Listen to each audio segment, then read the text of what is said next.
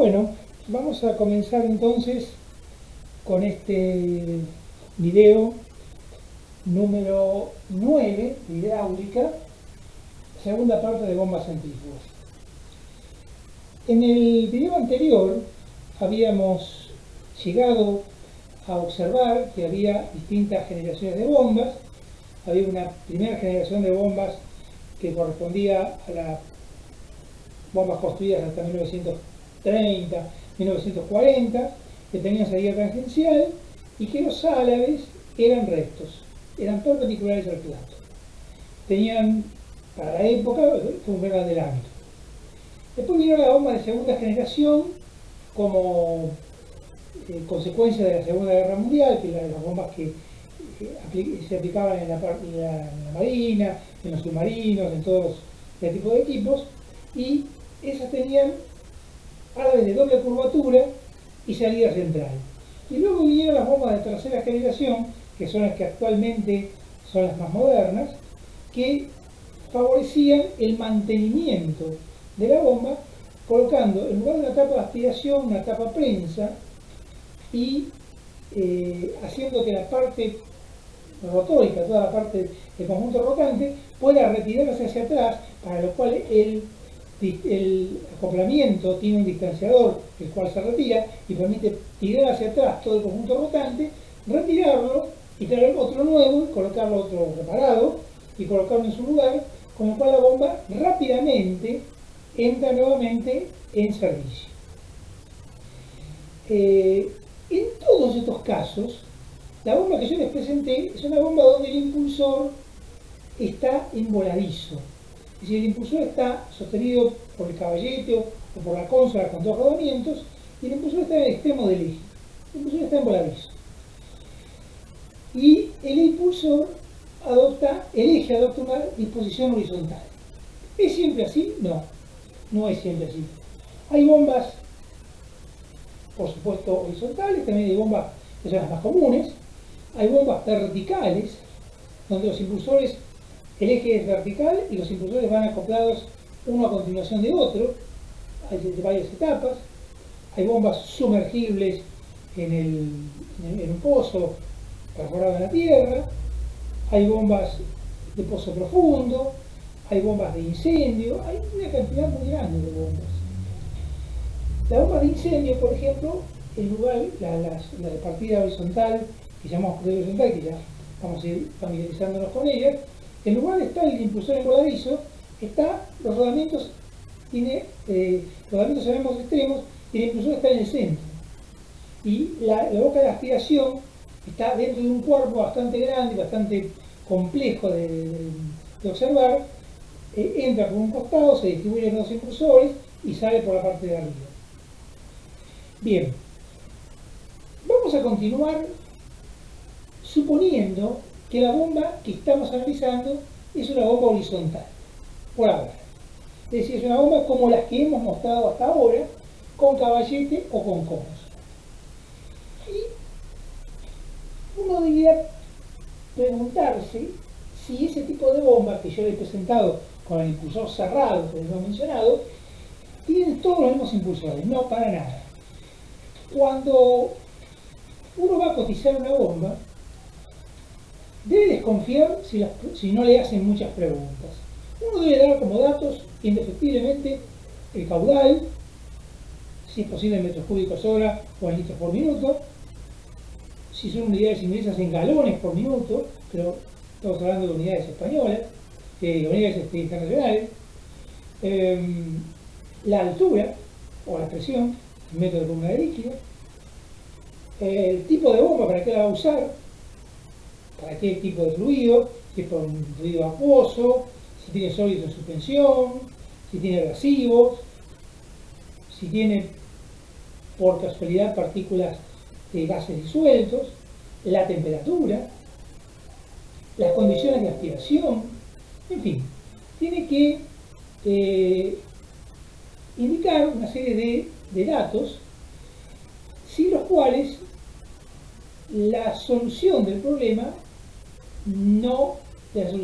la elección correcta de la bomba no va a resultar adecuada.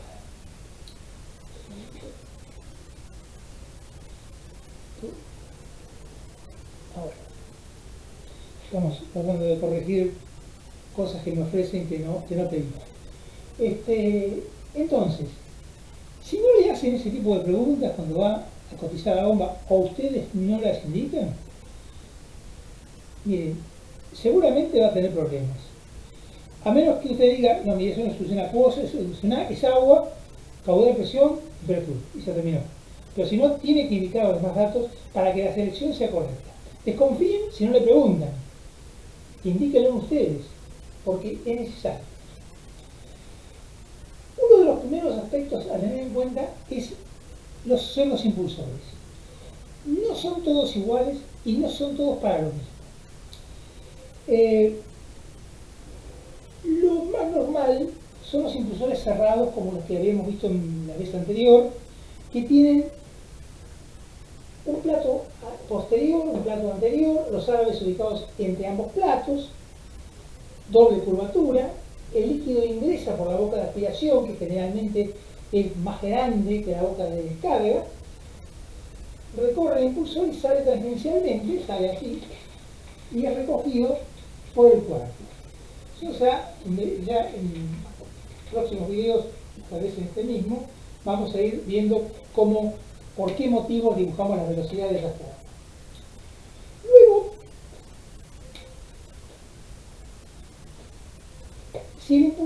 si el líquido tuviera algún tipo de sólidos en suspensión, pero sólidos pequeños, como si fueran partículas de arena, partículas de tierra, pequeños objetos muy pequeños, este impulsor cerrado puede, si el pasaje no es importante, yo el que les había mostrado recién, les había mostrado en el video anterior, es tiene un pasaje considerable, pero acá pasan sólidos importantes. Acá está. Ven que no tiene mayores problemas. Pero no todos son así. Hay impulsores mucho más pequeños, para caudales más pequeños también, es donde puede llegar a obstruirse el impulsor, lo cual hace que la bomba empiece a trabajar de forma desbalanceada. Porque una cosa importante es que todos estos impulsores, todos, tienen que estar balanceados. Balanceado significa que si yo los coloco sobre un eje entre puntas en un torno, por ejemplo, y le doy impulso, el punto más bajo va a haber un punto más bajo, va a circular, va a dar unas cuantas vueltas y luego va a haber un punto inferior, un punto que cae en la parte de abajo. Si le vuelvo a impulsar, vuelvo a girar, el punto que cae abajo no puede ser el mismo. Sí es el mismo porque esa parte es más pesada que el resto. Y cuando una pieza en rotación en general no está balanceada, va a producir vibraciones que van a afectar, ya sea para hacer imposible la marcha, o si es muy pequeña, va a afectar los rodamientos y va a hacer que su vida útil sea pequeña, sea reducida. O sea que balanceados tiene que estar siempre. Entonces, si se tapa uno de los álabes o se obstruye, o a veces mismo por la presencia de sales, la salinidad se adhiere en los impulsores, en esos casos hay que tener presente esa alternativa que puede ocurrir, o que el líquido fuese corrosivo o tóxico, ese tipo de cosas, hay que advertírsela siempre al comprar el vendedor. Decimos entonces que si tiene algún tipo de sólidos, es aconsejable emplear un impulsor semiabierto. El impulsor semiabierto es lo mismo que el impulsor cerrado. De hecho, muchas veces lo que se hace es tomar el impulsor cerrado y sacarle el frente y dejar los álabes expuestos, como está mostrado acá. Acá le hemos sacado el frente, el mismo impulsor anterior, le hemos sacado el frente y los álabes están expuestos. Entonces uno los ve. Cuando gira, ya no está en línea de trazos, está en línea continua, uno lo está viendo. Y eso hace que, si hubiese un sólido, pasa mucho más fácilmente.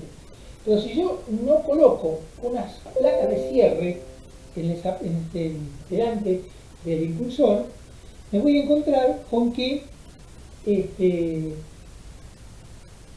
no va a generar la presión. En consecuencia, necesito indefectiblemente colocar una placa de cierre en la parte delantera, dejando un pasaje de un par de milímetros como para poder hacer que cualquier sólido que se presente se triture. Tenemos que corregir.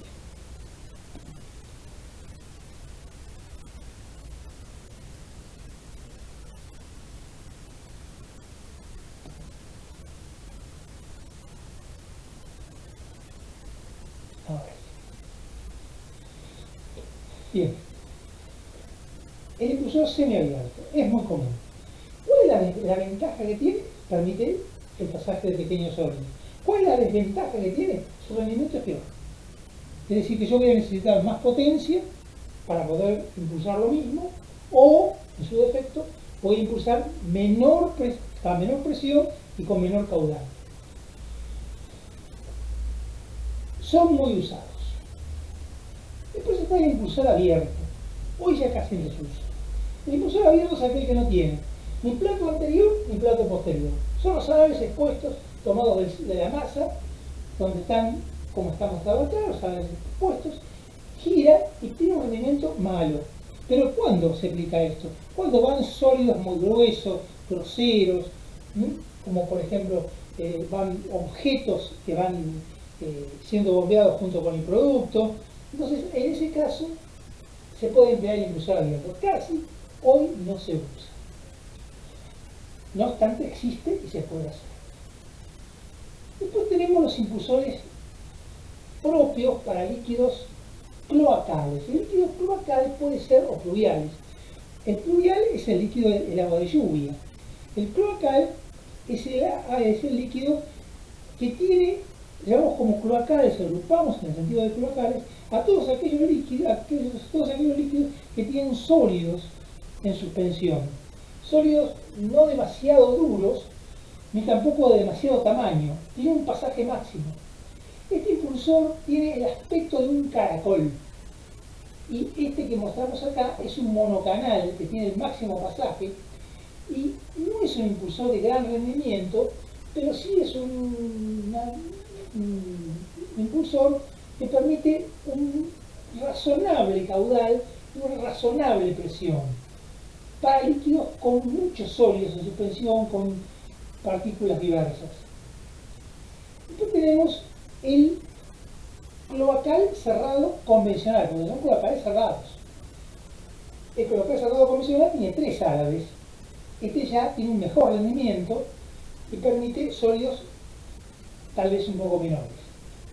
Después tenemos el impulsor torbellino.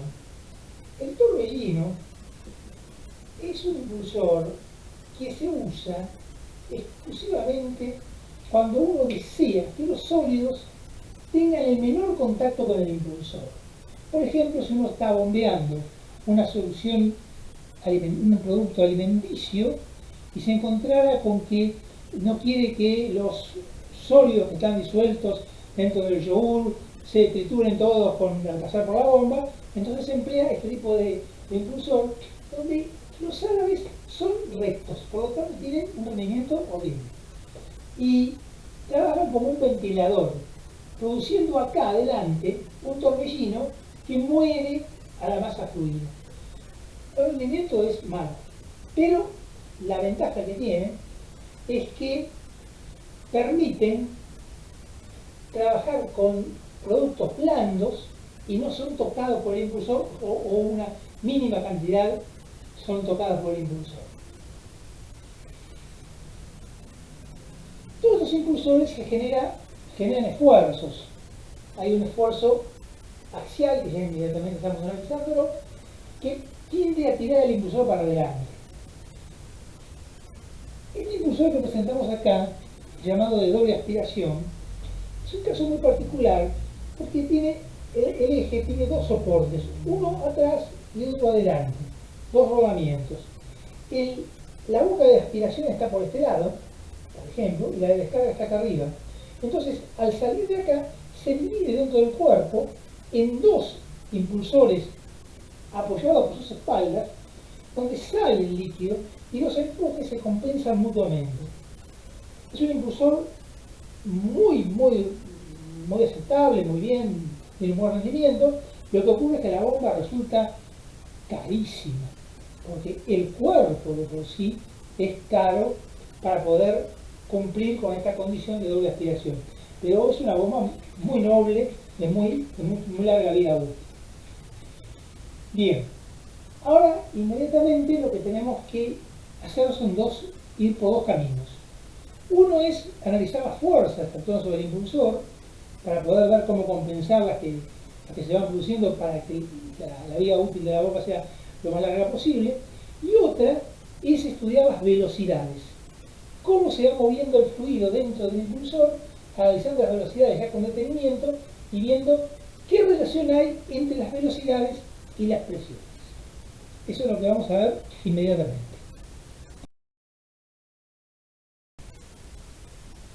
Bien, continuando entonces con este video, vamos a analizar ahora las fuerzas actuantes sobre el impulsor a consecuencia de su movimiento. Acá tenemos dibujado el impulsor y el cuerpo de la bomba, su tapa respectiva, sin entrar en detalles si es tapa prensa o tapa de aspiración. El fluido ingresa, como sabemos, en este caso por la izquierda, recorre el impulsor y sale hacia el cuerpo que lo va colectando, generándose en la parte superior la presión de descarga de la bomba.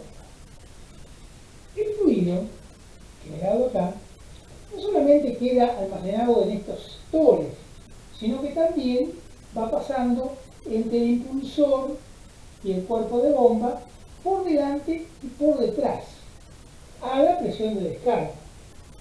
Si esto fuera así como está, todo el fluido, gran parte del fluido que se genera, haría este recorrido, porque sería el camino de menor resistencia. Para evitar que eso ocurra, porque eso generaría que yo estoy impulsando y gastando energía para producir un movimiento de fluido, y me encuentro con que gran parte de él vuelve por la aspiración y hace un círculo vicioso. ¿Sí? Yo tengo que evitarlo. Para evitarlo, lo que hago es un cuello en el impulsor, cuello, ya lo habíamos mostrado, lo volvemos a mostrar. ¿Ven? En la parte esta se le mecaniza y queda una parte cilíndrica donde se coloca un aro que llamamos aro de desgaste, que tiene una luz, debe tener una luz, cuando es nuevo, de 0,3 milímetros en el sentido diametral, o sea que es 0,15 en el sentido radial. Y puede sufrir desgastes hasta llegar hasta aproximadamente 0,9 milímetros, donde ya la recirculación se hace notable y la bomba pierde eficiencia. Este aro de desgaste reduce la cantidad de fluido que circula en forma viciosa hasta un 2%, hasta el 2%. O sea, el 2% del caudal lo pierdo en eso. Yo tengo que bombear 1,02 del caudal para poder tener un caudal justo. O sea que la pérdida por el aro es un 2%. Muy bien, lo tengo en la parte de adelante. Por lo tanto, en esta zona, la presión que va a actuar es la presión de aspiración del fluido, que generalmente es la presión atmosférica.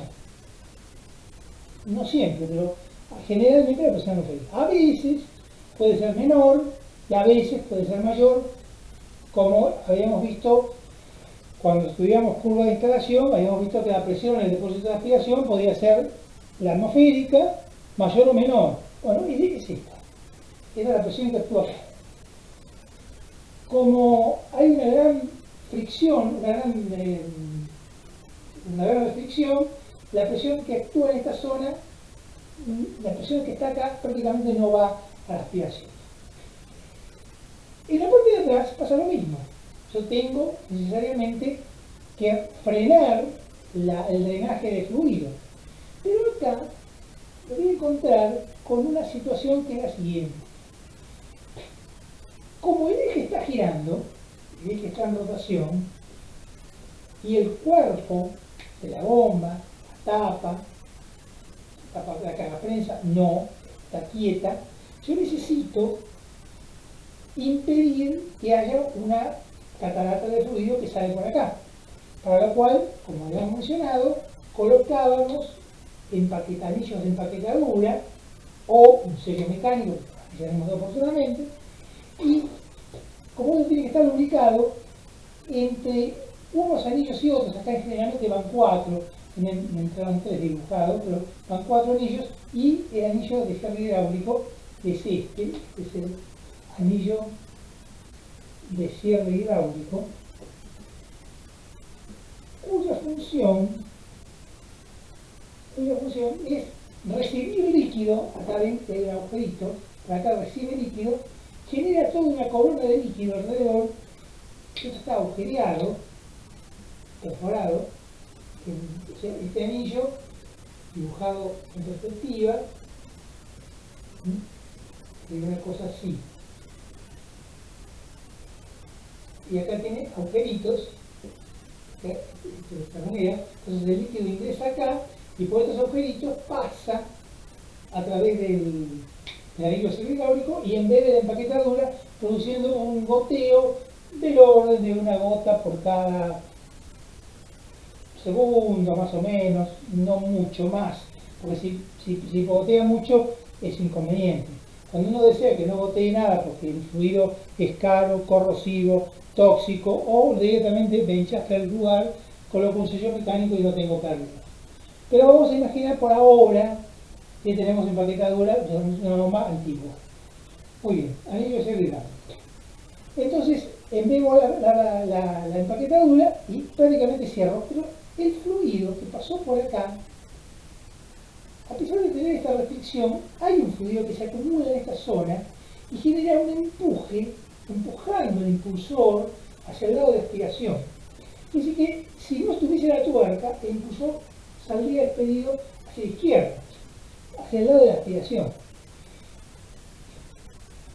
Si yo no tuviera ese aro de desgaste, este empuje sería igual a la presión por pi sobre 4 por el diámetro de aspiración al cuadrado menos el diámetro del eje lo tengo acá, el diámetro de aspiración menos el diámetro del eje al cuadrado dividido 4. En realidad, debido a la presencia de este aro de desgaste, esto puede estar en el orden de 0,2, pero cuando estudiamos sellos mecánicos vemos que ese 0,2 no es cierto y que en realidad aumenta rápidamente. Es cierto cuando es nueva, pero después de un cierto uso aumenta mucho y puede llegar hasta un 0,5. Quiere decir que se produce un empuje importante. Ahora, ese es el empuje que yo tengo acá. Acá tengo 0,2 de la presión de descarga. De los aros de desgaste para arriba y para abajo, los empujes están compensados, porque los tengo tanto de la izquierda como de la derecha, arriba y abajo. O sea que de esto me olvido, de esto me olvido. Pero de este empuje que me genera en la parte de atrás del impulsor y que lo produce contra este anillo garganta que impide que el fluido que sostiene los anillos de empaquetadura y que va a continuación en la caja prensa, impide que el fluido se escape, genera un empuje axial tendiente a sacar el impulsor para el lado de aspiración. Quiere decir que el punto más peligroso para ponerse frente a una bomba, si eventualmente se rompiera, es frente a la boca de aspiración. Por suerte ese lugar está generalmente tiene la cañería en ese lugar, así que en el caso de que se rompiera no produciría problemas para el operador, que es situación que es rarísima que ocurra, pero que podría ocurrir. Entonces tenemos un empuje axial que se genera por las presiones. Este valor no es pequeño, es un valor importante. Si ustedes recurren a los apuntes de proyecto o van a los videos de proyecto, donde hablamos de rodamientos, van a ver cuánto influye la fuerza axial en el cálculo del rodamiento. Hagan la cuenta, van a ver que este valor no es un valor pequeño, está, pongámoslo, de los entre 100 y 300 kilos, depende del tamaño de la bomba, que para las fuerzas que actúan sobre el impulsor, que tenemos el peso propio del impulsor más el peso del líquido que actúa, esto está actuando acá. Imagínense que tengo dos rodamientos de este lado, hay que resolver el problema desde el punto de vista estático, eso en el cálculo de eje lo hemos analizado, no vamos a preocuparnos ahora, las bombas están bien calculadas, no hay ningún inconveniente, hace decenas de años, pues casi medio siglo que están funcionando, mucho más y no tienen problema en general, pero la fuerza axial es un valor importante, no es un valor menor. Bien, yo este empuje, la verdad es que me molesta bastante y hay tres posibilidades. Posibilidad número uno, dejarlo como está. Dejarlo como está y que lo soporten los rodamientos. Eso lo puedo hacer en bombas domiciliarias, en bombas pequeñas, en bombas con impulsores de hasta 12 centímetros, 16 centímetros de diámetro, tal vez un poco más, lo puedo dejar, o en bombas donde no tienen uso permanente durante mucho tiempo, sino que tienen un uso esporádico, como las bombas domiciliarias o las bombas de servicios. Entonces, en esos casos, yo dejo que sean los rodamientos quienes soporten el empuje. En impulsores pequeños, 16 centímetros de diámetro. Cuando el impulsor es un poco más grande, la presión también. Un impulsor de 16 centímetros de diámetro, girando a 2900 vueltas, genera una presión de 5,5 kilos. Si bien esto no es un gran diámetro, en consecuencia, si tiene 16 centímetros de diámetro, la boca de aspiración puede tener 40 o 50 milímetros, genera un empuje importante, pero los rodamientos son capaces de soportarlo. Pero el impulsor es como ese que yo he demostrado, donde la boca de aspiración es realmente muy grande, el empuje es importante también, y ya no puedo dejarlo librado a que los rodamientos lo soporten, porque no lo van a recibir. Entonces, la segunda posibilidad, que es la más normal, es hacer una perforación acá y acá. Es decir, una por árabe. Son los agujeros de compensación. Estos son los agujeros de compensación. Agujeros de compensación del empuje axial. Acá también lo tendría por acá. Entonces, ¿qué es lo que va a ocurrir? La presión que se genera en la parte de atrás del impulsor se escapa y, si bien tengo una pequeña recirculación, compenso o elimino prácticamente el empuje, con lo cual aumento la vida útil de la bomba. ¿Se dan cuenta? Al yo poder descargar la presión que se genera en la parte de atrás del impulsor contra la caja prensa, por esos agujeros de compensación, produzco una pérdida, porque una recirculación se va a producir, pero lo descargo totalmente. Es la mejor solución. Otras posibilidades, la tercera posibilidad, está en colocar unos álabes dorsales. Permítanme que vamos a borrar esta imagen, olvídense del resto. Son álabes que se colocan acá atrás.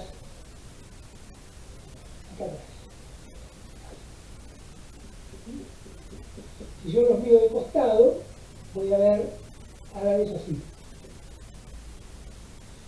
Prácticamente llegan hasta la boca hasta el cubo de aspiración.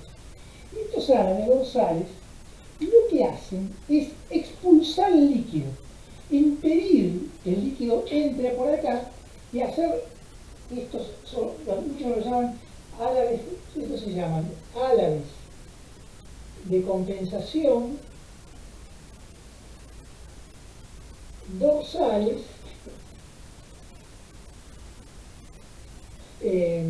o álabes de barrido. Ambos nombres son correctos. Y la función entonces es bombear al revés, mandar el fluido, impedir que ingrese, que la presión que se genera acá haga que el fluido pase, sino generando una presión en contra y impidiéndole que pase. Hay una luz pequeña acá, algo pasa, pero muy poco. Da una buena solución mientras el sistema está bueno, está bien, pero si hay desgastes o si los álabes de compensación, si yo miro el impulsor de costado, ¿no? Sí, esos álabes de compensación tienen derrumbes de fundición, no tienen una forma bien definida, no están claramente confeccionados, tampoco funcionan efectivamente.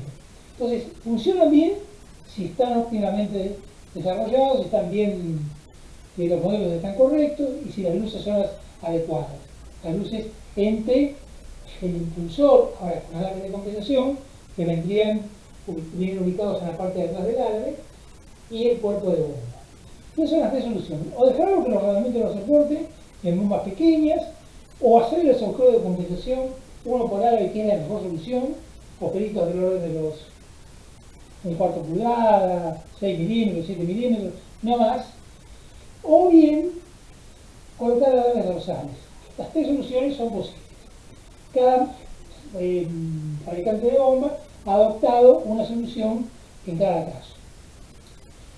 Estos agujeritos de compensación muchas veces vienen roscados y tienen una función.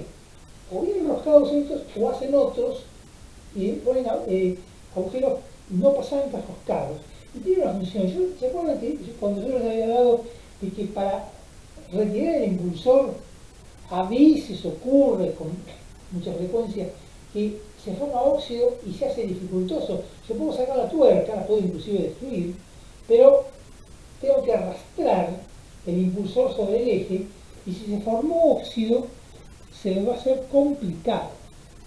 Entonces, para poder facilitar esa tarea, se hace roscado estos agujeritos y se colocan allí varillas roscadas y se tira con un extractor de poleas, con lo cual se logra salvar muchísimas veces, salvar el impulsor que en realidad está bien, está bueno, pero si uno lo intenta sacar con una barreta o empieza a hacerle esfuerzos no del todo suaves, puede llegar a romperse en el desarme. Para evitar que se rompa en el desarme, que no sea una rotura que se haya producido por el funcionamiento, sino que se rompa en el desarme. Bien, entonces tenemos el empuje axial que es muy importante y debo compensarlo, ya por cualquiera de los tres métodos. Caso particular es las bombas multicelulares, donde hay varias etapas. En ese caso se suman los impulsores, los esfuerzos de cada uno de los impulsores, y ahí hay dos opciones. Eso la muestro muy claramente acá en la monografía. Ustedes la van a ver, la bomba multicelular. Ahí está, detenidamente. Y hay dos opciones. Una es, bueno, hay tres opciones. Una es dejar que los rodamientos lo soporten si la bomba es pequeña. La segunda opción es colocar un disco y contradisco con la parte unidos a la parte rotante, e inyectando fluido a la presión de descarga, haciendo que el empuje que producen el disco y el contradisco compensen el empuje que producen todos los impulsores juntos. Y el conjunto rotante está flotando en el orden de 0,5 milímetros hasta lograr su equilibrio y finalmente lo logra y ahí se estabiliza. Es un sistema que funciona muy bien. No vamos a entrar en este momento en esos detalles, pero es un sistema que funciona muy bien en tanto y cuanto la bomba tenga pocos arranques por día. Si la bomba tiene 1 o 2 arranques por día, ningún problema, funciona excelentemente bien durante mucho tiempo.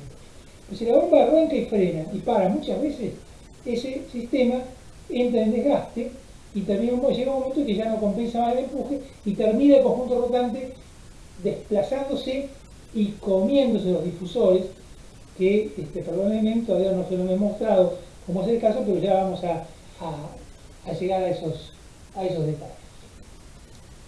Y hay otra fuerza que muchísimos, que no se muestra muy habitualmente, es un poco extraño, que es una fuerza radial. En la punta del impulsor, acá en el extremo, como va voladizo, la punta del eje, actúa una fuerza radial debido a qué circunstancia, debido a esto. Acá tenemos el cuerpo de bomba, el impulsor, y vamos viendo que la energía cinética que estaba acá se va transformando en energía potencial en el cuerpo de bomba. Pero acá se transformó poca, y acá hay mucha más ya transformada porque ha recorrido gran parte de la bomba, entonces el empuje 2 es bastante mayor, E2 es bastante mayor que E1, porque está más energía cinética transformada. Entonces esto genera una fuerza radial, E2 menos E1, acá está, un empuje radial, E2 menos E1, que tiende a producir una flecha en el eje. Cuando, para usar la nomenclatura, acá debería poner empuje radial. Cuando ustedes estudien el tema del proyecto, pueden entrar en los videos del proyecto que están en el mismo canal, donde hablamos de la deflexión en ejes. Van a ver que la flecha que ocurre es PL cubo sobre M por E por I. M es un factor que depende de las condiciones de apoyo. Si el eje estuviera simplemente apoyado con un apoyo en cada extremo, ese valor sería 48. O sea, que sería PL cubo sobre 48E por I. Pero como está en voladizo, es 3. Entonces la fuerza en la flecha que se produce, o sea, la deflexión que ocurre en la punta del eje, la torcedura que ocurre en la punta del eje, es muy importante. L es el largo que hay entre el rodamiento, entre el primer rodamiento y la punta del eje. Este es L. Esta distancia es L. Entre la punta del eje y el apoyo del centro del primer rodamiento. Y al cubo sobre 3E por I. Y es el módulo de elasticidad longitudinal que vale 2.100.000 kg por centímetro cuadrado. Luego vean los apuntes del proyecto, los videos del proyecto, donde se explica detalladamente qué es el módulo de elasticidad que está vinculado con la ley de Hooke y con el diagrama de tensión de formación. Pero para todos los acebos vale 2.100.000 kg por centímetro cuadrado. Y es el momento de inercia respecto del eje X sobre el eje Y, respecto de estos ejes, del propio eje, que es pi por el diámetro del eje, a la cuarta sobre 64. Este valor, aplicado acá, va a dar la flecha que produce. Si esta flecha es importante, en bombas viejas es importante, en las bombas modernas se ha tratado de que el impulsor esté lo más cerca posible del rodamiento, pero en las bombas viejas es importante. Esta flecha que hace que se tuerza el eje cuando trabaja, pero no cuando está detenido, hace que el cuello del impulsor roce con el aro, entonces vamos a encontrarnos con un desgaste prematuro.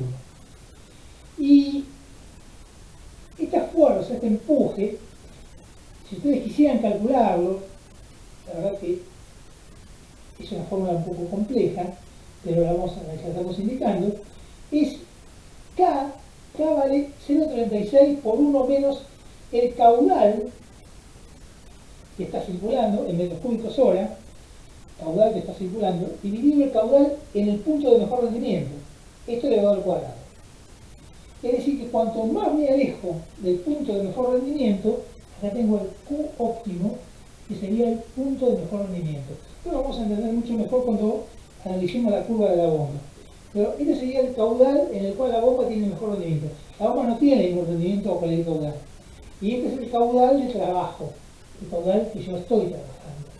Cuanto más chiquito es el caudal, esta fuerza es mucho más grande, muy importante. eso a lo cuadrado. Ds el ancho, el pasaje, a su diámetro máximo, en milímetros. D es el diámetro del impulsor, expresado en milímetros. HT es la presión expresada en metros de columna de líquido que en ese momento está dando la bomba. Gamma es el peso específico en kilos sobre 100 metros cúbicos dividido por 1000. Este es el empuje radial que se genera a consecuencia de la circulación. Cuanto más estrangulada está la bomba, cuanto menos caudal tiene, este empuje radial se hace notablemente más grande y es causante de fallas por ovalización, por desgaste de los arcos. Un detalle que es importante de observar respecto de las bombas que había quedado pendientes, no los habíamos mencionado, de las bombas de segunda y de tercera generación, es que las bombas de segunda generación tienen, como acá mostramos, un aro de desgaste. Bien, uno adelante y otro detrás. Pero ¿qué ocurre? Cuando yo tengo que hacer la reparación, lo que yo hago es tiro la tapa de aspiración, cambio el aro por un aro bajo medida y torneo la punta del eje, la punta del impulsor, lo vuelvo a hacer cilíndrico. Decimos muchas veces nosotros en el rubro, lo rectificamos, no lo rectificamos, lo torneamos, lo volvemos a hacer cilíndrico y hacemos que vuelva a tomar la luz en 0,3 milímetros en el sentido diametral. Pero cuando yo tengo que hacer para esto, tengo que llevarlo al taller y hacer ese trabajo de cambiar el aro y rectificar el impulsor o tornear el impulsor y darle la luz adecuada de 0,3 milímetros, pero hago el trabajo de ese impulsor a la medida del aro bajo medida que yo tenga. O le doy una tocadita al aro y lo llevo a la medida que el impulsor da. O sea, toco el impulsor lo menos posible, para desgastarlo lo menos posible, hago un desbaste, hago un pulido lo menos posible, lo rectifico lo menos que se pueda, pero que no quede rayas, y ajusto el aro para la medida. Y por todo esto requiere llevar la bomba al taller. Pues cuando yo le decía, lo que buscaba en la bomba de tercera generación es hacer que el tiempo de mantenimiento sea mínimo. Y para eso, este sistema no sirve, no es suficiente. Entonces lo que se hace en las bombas de tercera generación es, en lugar de colocar un aro, colocar dos. Uno fijo al impulsor. Entonces yo me lo estoy llevando con el impulsor. Cuando retiro el conjunto rotante, me llevo también el aro. Y a ese lo llamo aro de desgaste. Y otro pegado al cuerpo, unido al cuerpo, que llamo anillo de desgaste. Entonces, yo cambio los dos. Cambio el anillo, rompo el anillo, coloco el anillo nuevo, y con mi impulsor que viene va incluido un anillo de desgaste, un aro de desgaste nuevo también, que va a tener la luz adecuada con el anillo que he colocado en el cuerpo. En consecuencia, yo puedo volver a restaurar las condiciones de estanqueidad adecuadas sin tener que llevar la bomba al taller y hacer la reparación, que es lo que se hacía o se hace en las bombas de segunda generación. Bueno, muy bien. Entonces, hasta acá estamos con los esfuerzos. Ahora tenemos que ingresar dentro del tema de las velocidades, ver cómo se generan las velocidades dentro del impulsor, que es todo un desarrollo, y luego reunir en la ecuación, en una ecuación, la velocidad con la que sale el fluido y la presión con la que descarga. Muy bien, eso es lo que hacemos inmediatamente.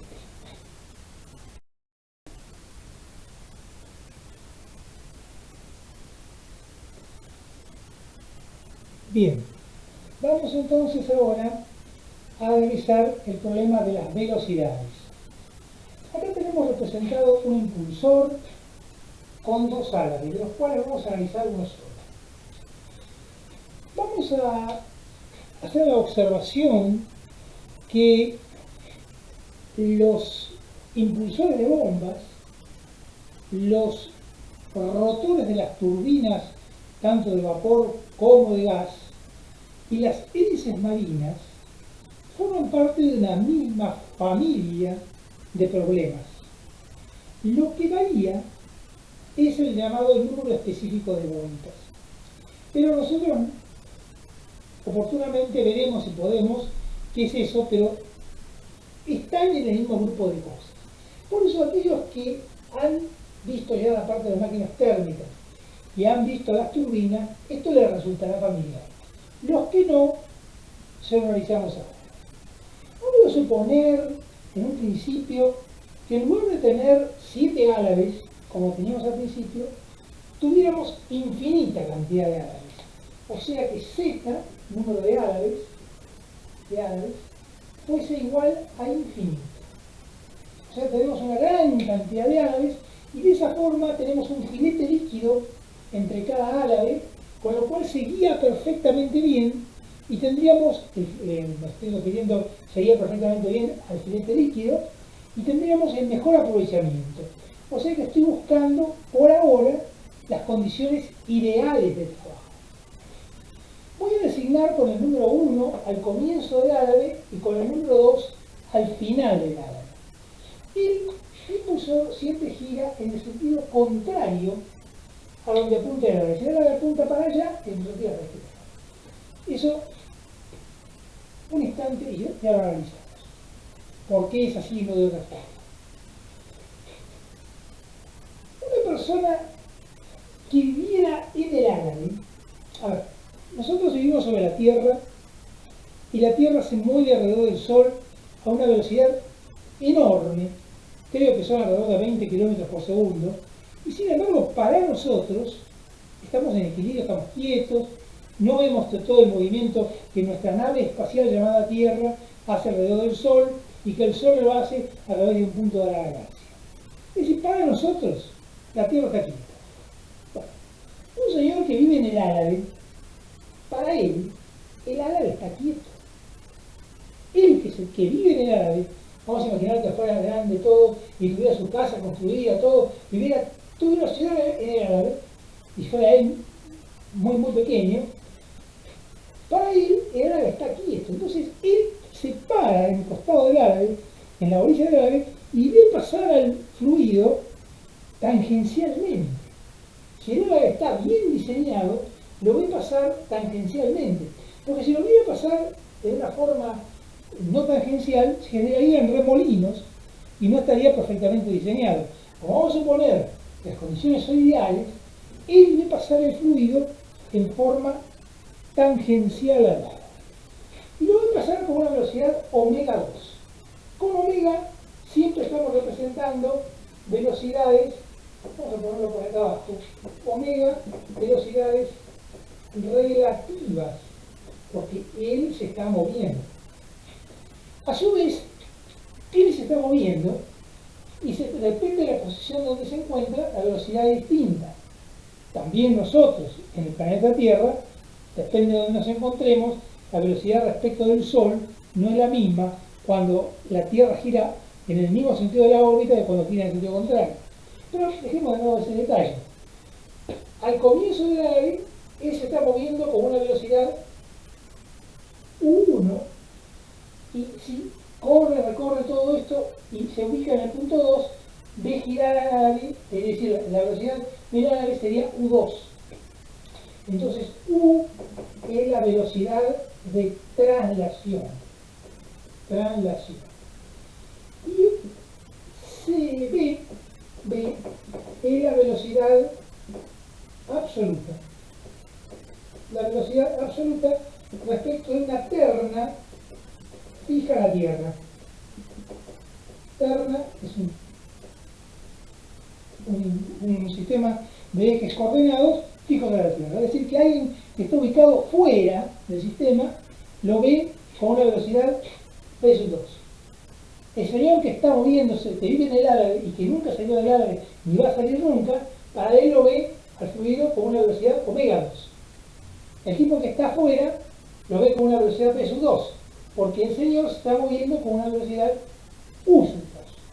Entonces la velocidad absoluta es la velocidad relativa, la velocidad absoluta, la velocidad relativa más la velocidad de traslación. La velocidad relativa más la velocidad de traslación. Estos palitos son vectores, perdón, yo no lo haría con la flecha. Inclusive en la facultad le hacen una comita directamente. Un alumno de la facultad escribiría así.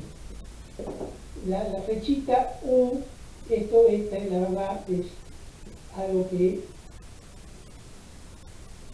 la verdad que queda mucho. Entonces, como queda mucho tiempo, se hace directamente una flechita. Pero a su vez, por razones de conveniencia, o sea, ahora vamos a mostrar el triángulo de velocidades. Dibujamos U sub 2, dibujamos omega 2, y esto es B sub 2, resultante de esta expresión que tenemos acá. Ahora, por razones de conveniencia, yo a B sub 2 la voy a dividir, la voy a descomponer en dos componentes. Una en la dirección de rotación y otra perpendicular. O sea que a B sub 2 la descompongo en una B sub 2U y en una B sub 2R. Bien, la B sub 2R va a tener que ver con todo lo que tiene que ver con el caudal. Por eso, yo cuando dibujaba la salida del líquido, lo dibujaba perpendicular al radio, perpendicular al diámetro exterior del impulsor, lo dibujaba en forma radial. Ahí van comprendiendo el por qué motivo era eso. En cambio, B sub 2U va a tener que ver todo con la presión, pero no nos adelantemos por ahora. Vamos a una ecuación muy conocida para los alumnos de escuela secundaria, que es impulso igual a variación de cantidad de movimiento, ¿verdad? Impulso igual a variación de cantidad de movimiento. ¿No es cierto? Eso cuando teníamos las clases presenciales, yo me acercaba a la puerta del aula, que en general en nuestro colegio siempre estaban abiertas, ¿no? Y se los mostraba y le decía, miren, yo puedo abrir la puerta o cerrar la puerta haciendo una fuerza pequeña, porque hago la fuerza durante un tiempo importante, varios segundos. Sin embargo, si yo dejo la puerta semiabierta y le tiro un tiro con unos 9 milímetros, que produce una fuerza de 45 kilos, 40 a 45 kilos, pero ¿cuánto tiempo está en contacto con la puerta? Una milésima de segundo, o menos. Entonces, ni siquiera llega a tocar la puerta, ni siquiera llega a moverse. La puerta ni se mueve. O sea que si yo le tiro un tiro a la puerta, con la puerta abierta, apenas se mueve. En cambio, si yo la toco con un dedo, la abro, la cierro. ¿Por qué? Porque es fuerza por el tiempo. ¿Cuánto tiempo estoy yo con el dedo aplicando? 3, 4 segundos. ¿Cuánto tiempo estuvo la bala? Una milésima de segundo o menos. Entonces, impulso, fuerza por diferencia de tiempo, es igual a masa por la variación de la velocidad. Esa expresión, escrita en forma diferencial, es F diferencial de tiempo igual a diferencial de masa por incremento de velocidad. Se recuerda que a principios de año yo les había hecho unos videos que tenían que ver con la parte de análisis matemático, como para que a esta altura ya no tuviéramos inconveniente en manejarlo con diferenciales. El diferencial de masa lo dejo como está, y la variación de velocidad, ¿cuál es? Y la que ocurre en el fluido entre el momento de salida y el momento de entrada. O sea que va a ser B sub 2U, menos B sub 1U. Ahí está. Entonces lo paso acá abajo y lo escribo. Pero despejo la fuerza. Paso el diferencial de tiempo dividiendo. Diferencial de masa sobre diferencial de tiempo, ¿qué es? Es el caudal másico, expresado en kilogramos por hora. Pero ese caudal másico no es el que manejo. Yo manejo el caudal volumétrico en metros cúbicos hora. metros cúbicos por hora, dejando de lado las conversiones lineales, ¿no? Entonces el caudal máximo es igual al caudal volumétrico por el peso específico. Y lo pongo, en lugar de poner esto, pongo esto que está acá.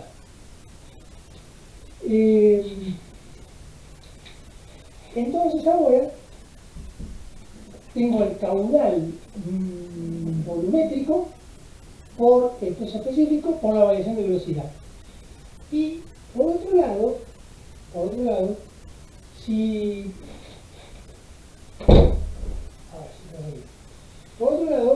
yo digo que el momento torsor es igual a la fuerza, o sea, todo esto, por el radio. Y yo tengo que dividir por G para poder pasar el peso específico a la densidad. Entonces me queda caudal por peso específico, por variación de velocidad, por el radio sobre G. Y este es el momento torsor, fuerza por el radio. Ahora, por otro lado, nosotros recordamos que la potencia es, en la bomba centrífuga, el caudal por la presión por el peso específico. O sea, caudal por la altura. ¿Pero qué altura? ¿Qué presión? Es lo que llamamos altura teórica para un número infinito de árabes. Ht infinito es altura para un número infinito de árabes. Entonces, digo, caudal por altura teórica por un número infinito de árabes por el peso específico igual a ¿qué? Igual al momento torsor por la velocidad angular. Esto es velocidad angular. ¿Recuerda? En radianes sobre segundo. Entonces, yo de acá despejo el momento torsor. El momento torsor va a ser caudal por altura teórica por un número infinito de árabes por el peso específico dividido la velocidad angular. Y lo igualo a lo que había obtenido antes, que era caudal por el peso específico por el radio dividido G por B sub 2U menos B sub 1U. De las dos últimas expresiones puedo simplificar el caudal. También puedo simplificar el peso específico, pero no lo hice ahora, lo hago el paso siguiente. Y me queda altura teórica por un número infinito de árabes dividido omega igual al radio por la velocidad B sub 2U menos B sub 1U dividido G. Pasando omega como multiplicando, observo que la velocidad angular por el radio es directamente la velocidad tangencial del impulsor, o sea, U.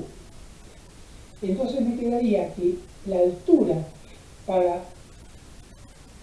teórica por un número infinito de árabes es igual a U por B sub 2U menos B sub 1U dividido G.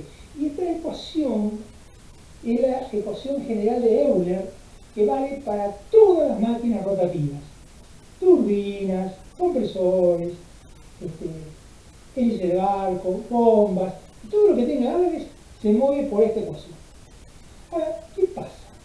En la bomba, B sub 1U, si yo acá, fíjense, si yo acá descompusiese B sub 1U, sería bien dibujado, descompusiese B sub 1U, B sub 1 igual a B sub 1U más B sub 1R, B sub 1U es prácticamente cero, prácticamente perpendicular. Entonces, me queda que B sub 1U prácticamente no tiene valor y me queda que esto es U2 por B sub 2U dividido G. O sea que la presión que genera la bomba, la altura teórica para un número infinito de revoluciones, para un número infinito de árabes, es igual, no te atropelles, altura teórica para un número infinito de árabes es igual a U sub 2, la velocidad circunferencial en el diámetro exterior, por B sub 2U, o sea, la proyección de la velocidad absoluta en la dirección tangente al impulsor dividido G. En consecuencia, veo que la presión que genera la bomba es directamente una función de ¿qué? Del número de vueltas y del diámetro del impulsor. Por ese motivo, para cada diámetro tenemos una presión adecuada.